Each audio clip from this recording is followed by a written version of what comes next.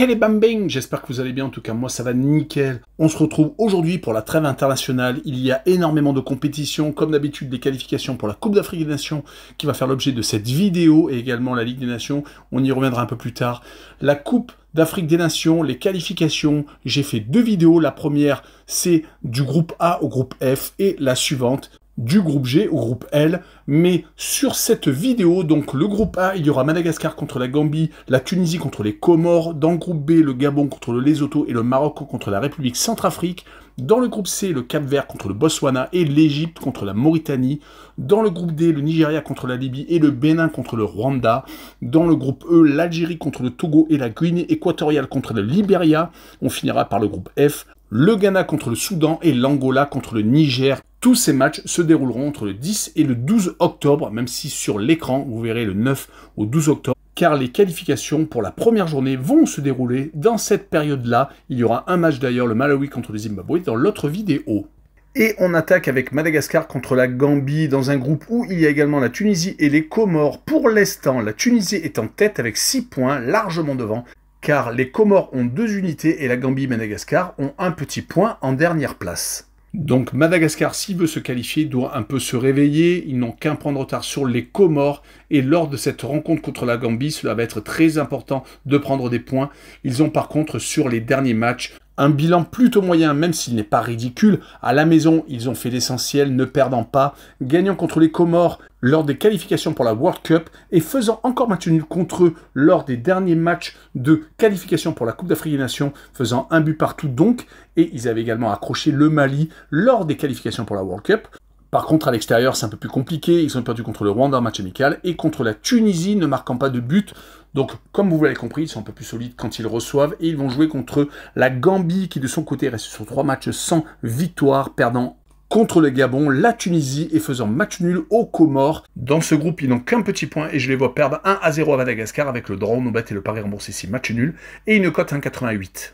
On enchaîne avec la Tunisie contre les Comores. Les Tunisiens ont donc fait le plein.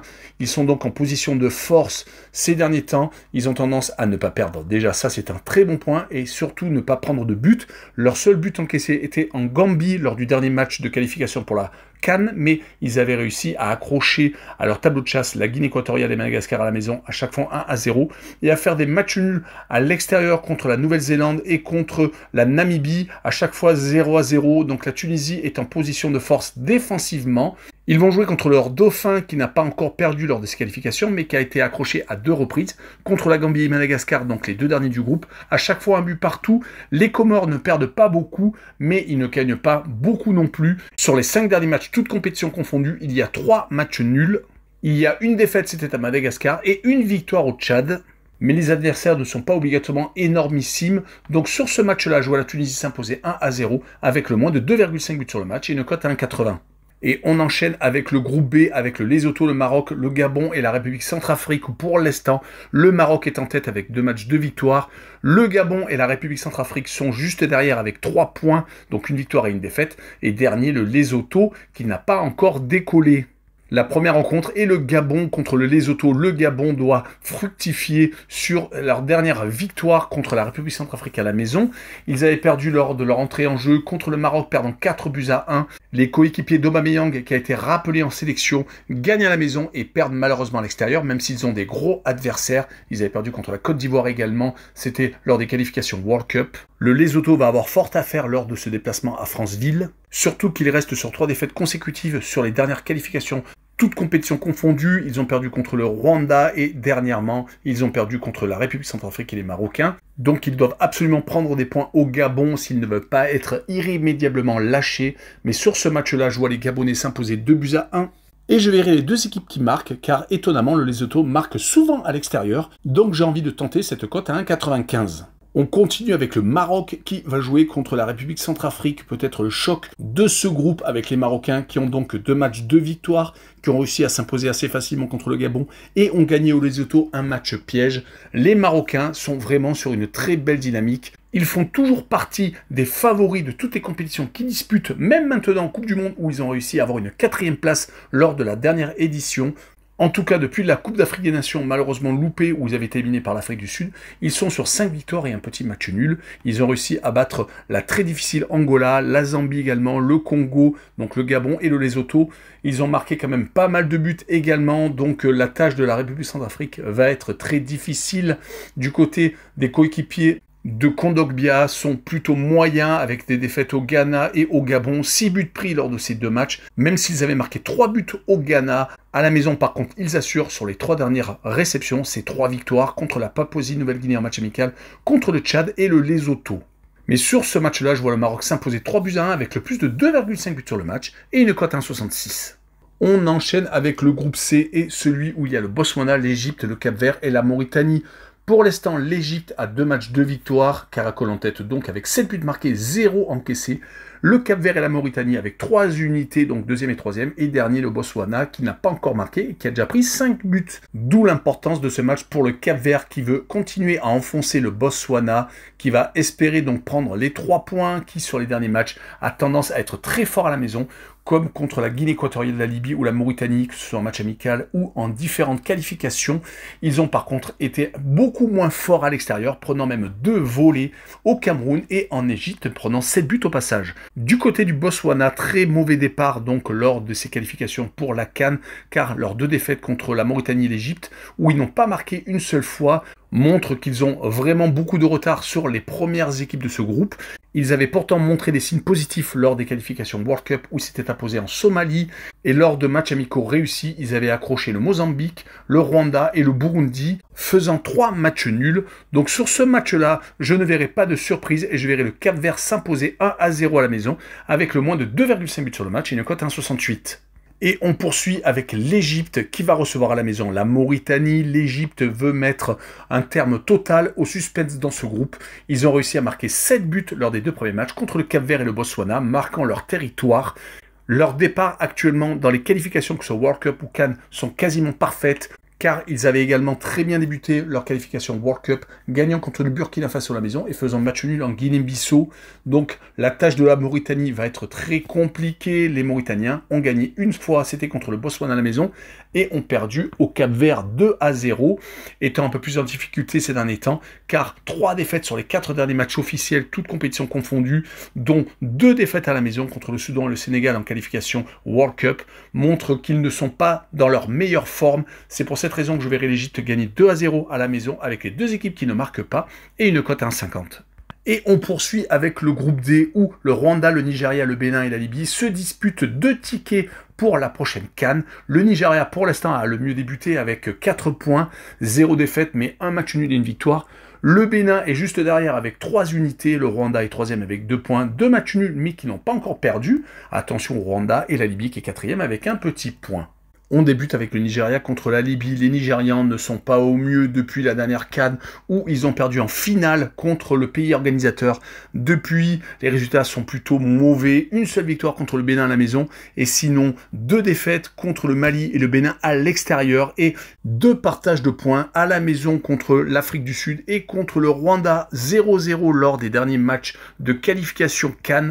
Ils ont pourtant de très bons joueurs, mais ils vont en plus jouer contre la Libye, qui de son côté a perdu les 2 derniers matchs hors de ses bases, au Cap-Vert et au Bénin, mais qui est capable d'accrocher des équipes un peu plus compliquées à jouer, comme le Rwanda à la maison ou au Togo, où ils avaient fait match nul, 1 but partout. Donc la Libye n'est plus l'équipe faire-valoir d'avant. La Libye est capable d'accrocher n'importe qui. Sur ce match-là, je vois une victoire courte du Nigeria, 2-1, et je verrai le plus de 2 buts sur le match avec une cote à 1,53.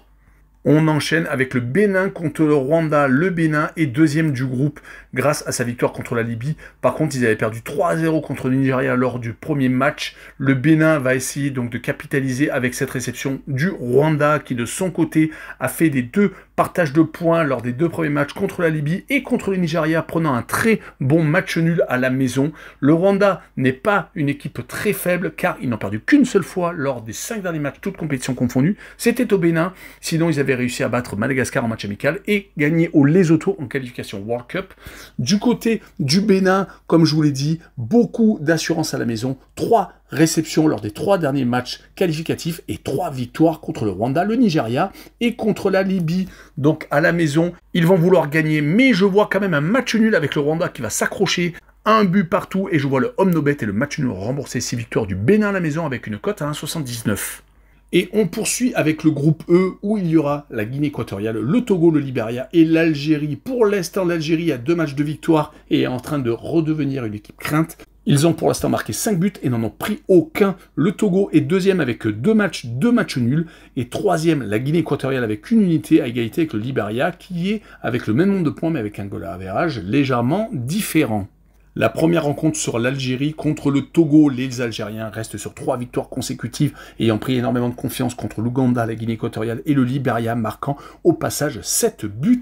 L'Algérie doit se faire pardonner toutes les dernières compétitions loupées depuis leur titre de champion d'Afrique. Mais ils vont jouer contre le Togo, qui est une équipe en rédemption, qui est beaucoup moins mauvaise que les derniers temps, qui a quand même fait que 4 matchs nuls sur les 5 derniers matchs, ne perdant qu'une seule fois, c'était contre la RDC. Mais les matchs nuls contre la Libye, le Soudan du Sud, contre le Libéria et la Guinée équatoriale, montrent que c'est une équipe accrocheuse, qui ne lâche rien. Sur ce match-là, je vois l'Algérie quand même s'imposer 2-0, avec l'Algérie qui marque le plus de 1,5 but sur le match et une cote à 1,53. Le deuxième match du groupe est la Guinée équatoriale contre le Libéria. La Guinée équatoriale fait toujours partie des équipes outsiders qui peuvent embêter.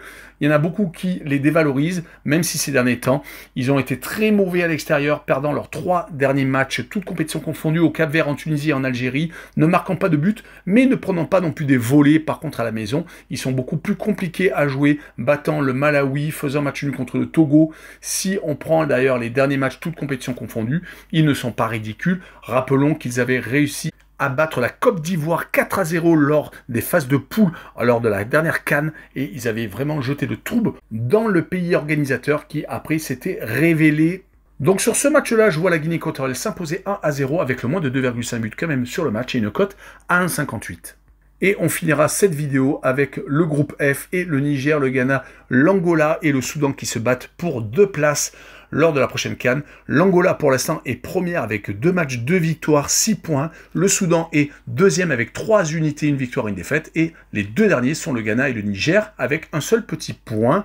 Bien entendu, cette première place de l'Angola est une bonne surprise. Mais par contre, la 3e place du Ghana est un peu plus surprenante. Le Ghana vient d'être accroché par le Niger lors du dernier match à l'extérieur. Ils avaient perdu lors de l'ouverture de ces qualifications CAN contre l'Angola, qui est premier donc actuellement. Le Ghana avait pourtant réussi parfaitement son entrée lors des qualifications World Cup, battant le Mali et la République Centrafrique, marquant 6 buts au passage. Ils sont en train de caler. Surtout qu'ils vont jouer contre une équipe du Soudan qui est très compliquée à jouer ces derniers temps, même s'ils ont perdu contre l'Angola. Ils avaient réussi à battre le Niger, le Soudan du Sud et la Mauritanie lors des 3 derniers matchs officiels, que ce soit en qualification World Cup ou en CAN. Donc attention au Soudan qui est capable de les embêter, mais je vois quand même le Ghana rester même chez lui, gagner 2-0 avec le moins de 2,5 buts sur le match et une cote à 1,50. Et on finira avec l'Angola contre le Niger. L'Angola donc est la bonne surprise de ce groupe, réussissant à gagner leurs 2 premiers matchs. Mais quand on voit leurs derniers matchs, toutes compétitions confondues, ils n'ont plus perdu depuis 5 rencontres.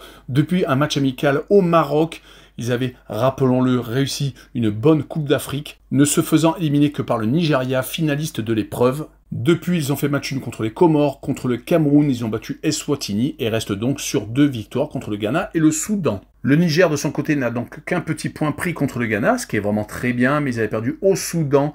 Si on prend les derniers matchs, le Niger n'est plus non plus l'équipe vraiment mauvaise qui perdait contre tout le monde, car ils ont réussi par exemple à faire un match amical au Burkina Faso où ils ont fait match nul. Ils ont réussi à battre également 3-0 le Congo à l'extérieur lors des qualifications pour la prochaine World Cup. Donc le Niger est tout à fait capable de faire un résultat en Angola, mais je vois quand même les Angolais s'imposer 1-0 avec le moins de 2,5 buts sur le match et une cote à 1,43. Voilà, on en a fini avec cette vidéo. N'hésitez pas à venir pour la seconde qui va arriver très prochainement. Ciao les bambins!